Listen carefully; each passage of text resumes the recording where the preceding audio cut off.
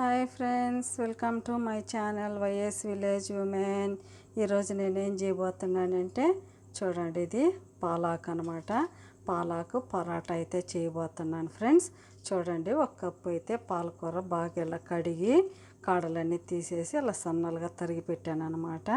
ఇదైతే ఒక కప్పు నిండా ఉంది ఫ్రెండ్స్. చూడండి, ఒక పెద్ద కట్ట అనమాట.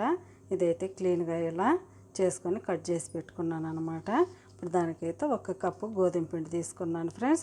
మీరు గోధుమ పిండి ప్లేస్లో మైదా అయినా తీసుకోవచ్చు. నేనైతే గోధుమ పిండి తీసుకున్నాను అనమాట. ఇవైతే అలా పక్కన ఉంచుకుందాము.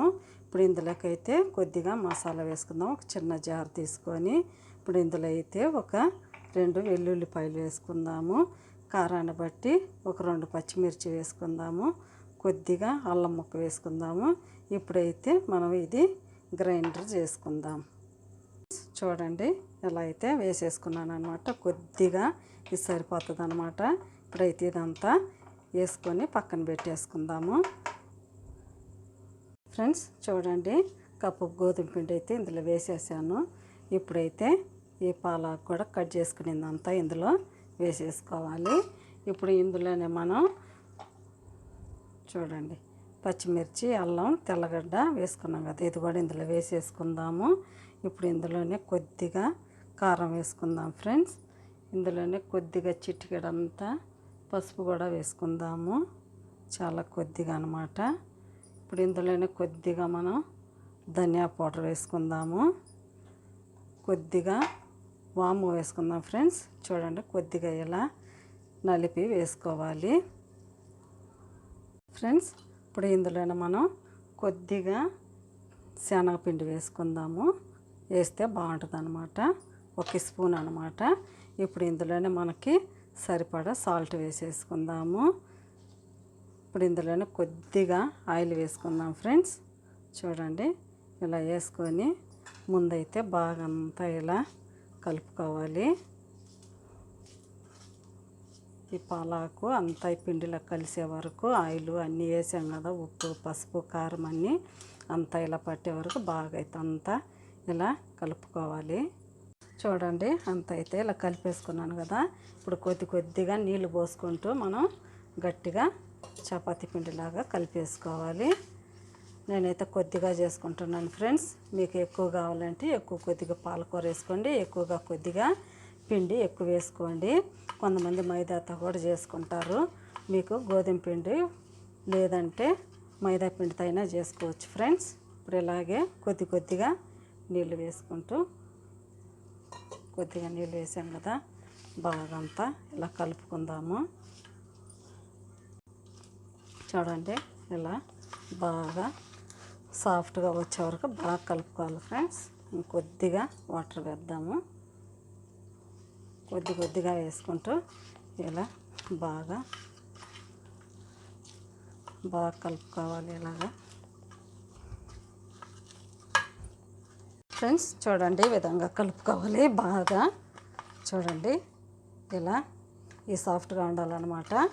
ఇప్పుడైతే మనం ఇదైతే పక్కన పెట్టేసుకుందాం. ఒక మూత పెట్టేసుకొని ఒక 5 నిమిషాలు అయితే పక్కన పెట్టుకుందాం ఫ్రెండ్స్. ఒక 2 నిమిషాలు ఇలాగే ఉంచుకుందాము.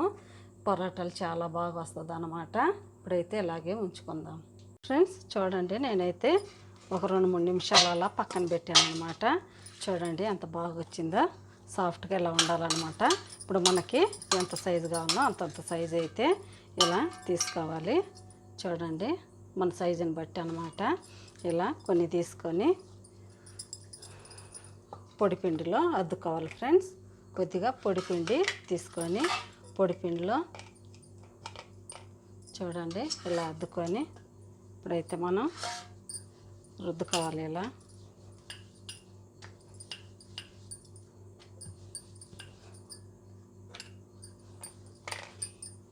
కొద్దిగా ఆయిల్ వేసుకుందాం. దీని మీద ఫోల్డింగ్ చేసుకుంటే చాలా బాగుంటుంది ఫ్రెండ్స్. చూడండి, కొద్దిగా ఆయిల్ వేసుకుందాము. ఇలా ఆయిల్ వేసేసుకొని ఇప్పుడైతే ఇలా ఫోల్డ్ చేసుకోవాలి. మన ఇష్టం ఫ్రెండ్స్, ఎంతదైనా చేసుకోవచ్చు అనమాట. చూడండి, ఈ విధంగా చేసుకొని ఇది కూడా ఇలా రుద్దేసుకుందాము. మనకి ఎంత కావాలంటే అంత చేసుకోవచ్చు ఫ్రెండ్స్. అలాగైనా రౌండ్గా అయినా చేసేసుకోవచ్చు.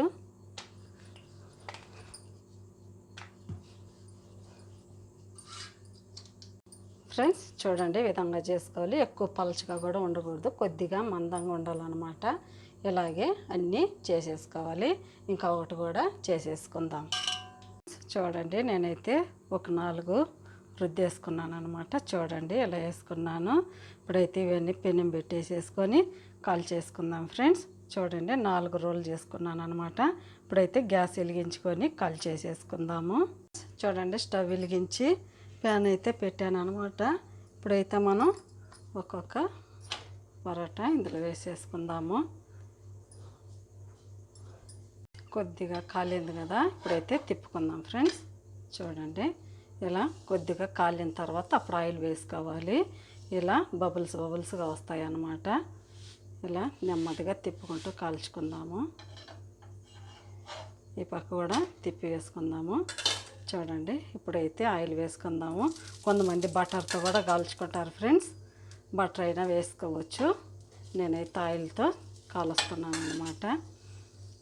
ఇలా అంతా వేసేసుకోవాలి. ఇప్పుడు ఈ పక్క కూడా తిప్పేసుకుందాము. చాలా బాగుంటాయి ఫ్రెండ్స్ ఇవి.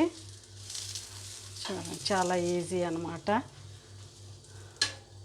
ఇలా చేసి పెడితే పిల్లలు చాలా ఇష్టంగా తింటారన్నమాట. చూడండి ఎంత బాగా పొంగుతున్నాయో. ఈ పక్క కూడా తిప్పి వేసుకుందాం. అలా తిప్పుకుంటూ నెమ్మదిగా కాల్చుకోవాలి. కొంతమంది కొత్తిమీర, కరివేపాకు అన్నీ వేసుకుంటారు ఫ్రెండ్స్. నేనైతే వేయలేదు. చూడండి ఎంత బాగుందో. ఇప్పుడు ఈ పక్క కూడా తిప్పి వేసుకుందాం.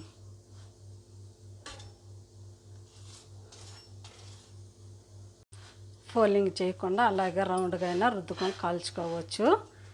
ఇలా ఫోల్డింగ్ చేస్తే చాలా బాగా పొరలుగా వస్తుంది ఫ్రెండ్స్. అందుకనే నేను ఫోల్డింగ్ చేసి కాలుస్తున్నాను అన్నమాట.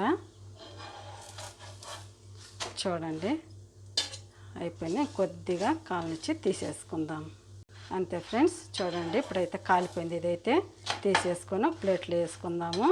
ఇంకా ఉన్నాయి కదా, అవి కూడా వేసేసుకొని కాల్చేసుకుందాం. ఇదైతే తీసేద్దాం. రెండోది కూడా వేసాను. చూడండి, అన్నీ ఇలాగే కాల్చుకోవాలి.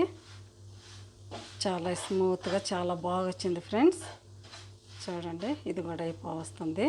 అన్నీ ఇలాగే కాల్చేసేసుకోవాలి. ఇది కూడా కాలిపోయింది ఫ్రెండ్స్. చూడండి, ఇలా కాలాలి అనమాట. చుట్టూ ఇలా సైడ్ కూడా బాగా ఇలా కాల్చుకోవాలి. ఇప్పుడైతే ఇది కూడా అయిపోయింది.